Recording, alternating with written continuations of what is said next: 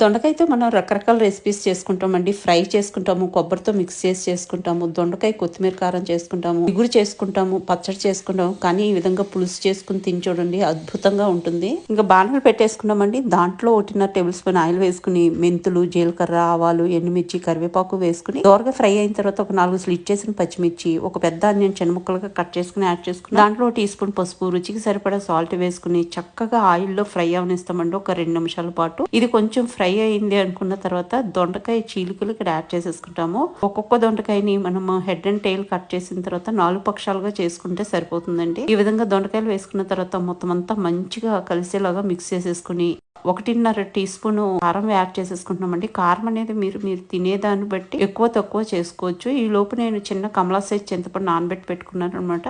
ఇప్పుడు దీంట్లో కొంచెం కొత్తిమీర యాడ్ చేసేసుకుంటామండి. యాడ్ చేసుకున్న తర్వాత ఒక పావు గ్లాస్ అంత వాటర్ వేసుకుని మూత పెట్టేసుకుని ఒక 5 నిమిషాల పాటు ఉడికించుకుంటాము. ఆఫ్టర్ 5 మినిట్స్ కొంచెం అలా ఉడుకుతూ ఉండగా చింతపండు నుంచి తీసినటువంటి జ్యూస్ ని ఇక్కడ యాడ్ చేసేసుకుంటాము. యాడ్ చేసుకుని మీకు పులుసు ఎంత తిక్కుగా కావాలి, తిన్గా కావాలనే దాన్ని బట్టి కొంచెం వాటర్ ని యాడ్ చేసుకుంటారు. కొంచెం కొత్తిమీర కూడా యాడ్ చేసి మొత్తం మిక్స్ చేసి పావు టీ స్పూన్ కంటే తక్కువ మెంతి పిండి, అదే విధంగా 1 టీ స్పూన్ నిండా నువ్వుల పొడి యాడ్ చేసుకుంటామండి. 1 టీ స్పూన్ నిండా బెల్లము యాడ్ చేసుకుంటాం, బెల్లం పౌడర్. మీరు నువ్వుల్ని చక్కగా డ్రై రోస్ట్ చేసుకుని పౌడర్ చేసి పెట్టుకుంటే ఇట్లా పులుసుల్లో వాడుకోవచ్చు అండి. అదేవిధంగా మెంతులు కూడా చాలా రుచిని ఇస్తుంది అనమాట. ఇంకా 5 to 8 మినిట్స్ పాటు లో టు మీడియం ఫ్లేమ్ లో ఉడకనిస్తే దొండకాయ పులుసు అద్భుతమైన రుచితో రెడీ అయిపోతుందండి. అసలు ఎంత యమ్మీగా ఉంటుందో చెప్పలేను నేను. మీరు మళ్ళా చేసుకుని ఎంజాయ్ చేస్తారనమాట. ఒకసారి మీరు టేస్ట్ చేస్తే కనుక ఇంకా వేడి వేడి అన్నంలో ఈ పులుసు వేసుకుని తింటుంటే ఉంటుందండి, అద్భుతం అంతే. ఇంకా నేను మాటల్లో చెప్పలేను.